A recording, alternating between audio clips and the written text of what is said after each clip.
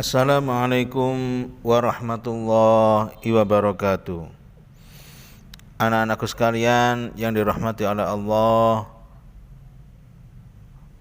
kali ini Pak Amir akan menjelaskan mata pelajaran pendidikan agama Islam, materi kisah Nabi Yahya alaihissalam. Siapakah Nabi Yahya itu? Nabi Yahya alaihissalam adalah putra tunggal dari Nabi Zakaria alaihissalam yang lahir pada tahun 7 sebelum Masehi. Pada saat kelahirannya, orang tuanya telah berusia senja.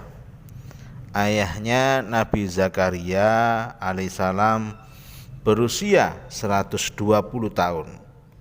Sedangkan ibunya Isa binti Fakut berusia 100 tahun.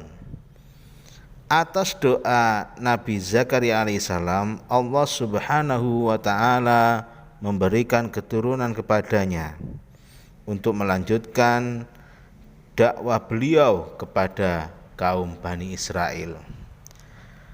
Semenjak kecil, Nabi Yahya alaihissalam telah terkenal dengan kecerdasan dan kemuliaannya. Ia tumbuh menjadi anak yang soleh dan telah mendapatkan hikmah atau pengetahuan yang mendalam. Nabi Zakaria alaihissalam mengajarinya tentang isi kitab Taurat dan Zabur. Beliau juga terkenal dengan keluhuran akhlaknya. Pada tahun 27 Masehi atau ketika berusia 34 tahun, Allah subhanahu wa ta'ala mengangkat Yahya menjadi seorang rasul. Tugas utamanya adalah membantu ayahnya untuk menyampaikan ajaran Allah kepada kaum Bani Israel. Pada saat itu Bani Israel berada dalam penjajahan bangsa Romawi. Penguasa bangsa Romawi di Palestina ketika itu bernama Herodes, yang menjalankan kekuasaannya dengan otoriter, bengis, dan kejam. Siapapun yang tidak mengikuti kemauannya akan dihukum. Siapapun yang menentangnya akan dihukum mati. Sementara itu di kalangan Bani Israel terbelah menjadi dua kelompok. Kelompok yang pertama, mereka yang beriman kepada Allah dan menjalankan ajaran kitab Taurat dan Zabur. Jumlah kelompok ini kecil sekali. Untuk kelompok yang kedua, mereka yang menyembah berhala, mengingkari Allah serta meninggalkan kitab Taurat dan Zabur. Jumlah mereka banyak. Kelompok kedua itulah yang menjadi sasaran dakwah Nabi Yahya alaihissalam dan ayahnya. Bersama ayahnya, Nabi Yahya alaihissalam mengingatkan kaumnya dan para pemimpin Bani Israel akan ajaran kitab Taurat dan Zabur. Beliau sangat berani dalam menegakkan kebenaran dan menerapkan hukum agama secara tegas. Kepada penguasa pun Nabi Yahya alaihissalam tidak kenal takut. Jika penguasa melakukan hal-hal yang melanggar hukum agama, maka beliau menentangnya tanpa rasa takut. Kepada kaumnya yang melakukan dosa diperintahkan untuk segera bertobat. Tobat yang mereka lakukan dengan cara dimandikan atau dibaptiskan di sungai Yordan. Pembaptisan ini dimaksudkan sebagai tanda pertobatan. Oleh karena itu Nabi Yahya alaihissalam dijuluki Al-Ma'madan, yang berarti pembaptis.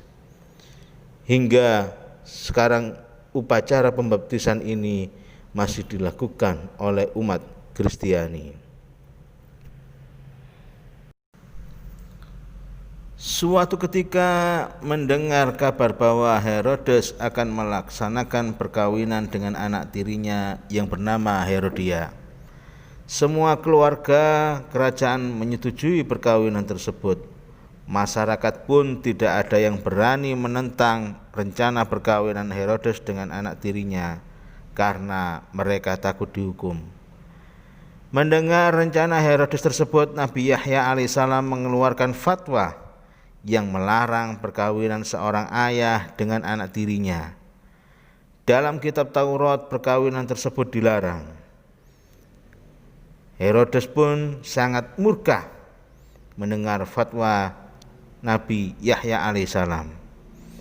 Ia bermaksud menangkap Nabi Yahya alaihissalam dan menjatuhkan hukuman yang berat atas sikapnya tersebut. Keberanian Nabi Yahya alaihissalam dianggap sebuah perlawanan yang harus dihentikan. Di sisi lain, Herodia berusaha mencari cara untuk melunakkan hati Nabi Yahya alaihissalam dengan kecantikannya.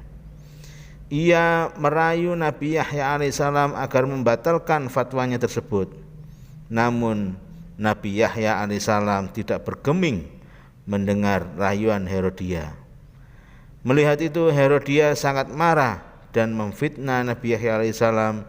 Ia mengatakan kepada Herodes bahwa Nabi Yahya alaihissalam ingin menikahinya. Namun karena ia menolak dan lebih memilih ayah tirinya, Nabi Yahya alaihissalam mengeluarkan fatwa larangan tersebut. Fitnah tersebut menyebar di seluruh penjuru Palestina.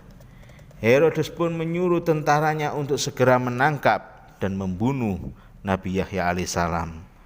Para prajurit Romawi berhasil menemukan keberadaan Nabi Yahya alaihissalam ketika beliau sedang melaksanakan ibadah. Tanpa perlawanan, tentara Romawi pun membunuh Nabi Yahya alaihissalam. Dari kisah Nabi Yahya alaihissalam ini kita dapat mengambil kesimpulan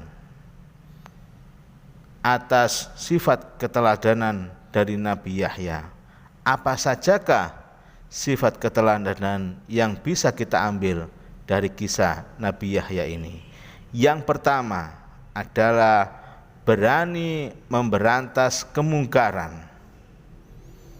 Kemungkaran adalah suatu perbuatan yang melanggar ajaran agama, seperti tidak melaksanakan ibadah atau melakukan sesuatu yang terlarang. Yang kedua, tidak takut terhadap ancaman. Keberanian Nabi Yahya alaihissalam juga disertai dengan tidak takut terhadap ancaman. Nabi Yahya alaihissalam hanya takut kepada Allah Subhanahu wa ta'ala dan tidak takut kepada manusia. Kepada penguasa Romawi yang kejam pun Nabi Yahya tidak takut. Itulah anak-anakku sekalian yang dapat kita pelajari dari kisah Nabi Yahya alaihissalam. Semoga bermanfaat. Terima kasih. Wassalamualaikum warahmatullahi wabarakatuh.